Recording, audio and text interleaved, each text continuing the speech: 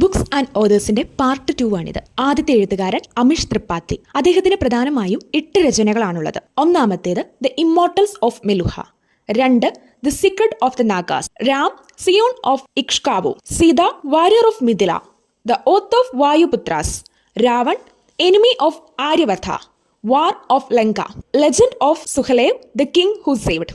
അടുത്ത എഴുത്തുകാരനാണ് പണ്ഡിറ്റ് കുമാർ ഗന്ധർവ. അദ്ദേഹത്തിന്റെ യഥാർത്ഥ പേര് ശിവപുത്ര സിദ്ധർമയ എന്നാണ്. അദ്ദേഹത്തിന്റെ രചനയാണ് അനൂപ് രാഗ് വിലാസ്. ആർ കെ നാരായണന്റെ പ്രശസ്തമായ രചനകളാണ് Malgudi days, the guide, Swami and friends. Chitra Banerjee ദിവകാരുണിയുടെ എഴുത്താണ് the palace of illusions. Indu സുദർശന്റെ പുസ്തകമാണ് ദ ഫീസ്റ്റ് ഓഫ് റോസസ്. ഇതുപോലെ ജ്ഞാനപീഠ അവാർഡ് കിട്ടിയ 57-ാമത്തെ ആള് കൊങ്കിണി എഴുത്തുകാരനായ ദാമോദർ മൗസയാണ്. 56-ാമത്തേത് ആസാം ലാംഗ്വേജിൽ എഴുതുന്ന നിലമാണി ഫുക്കനാണ്.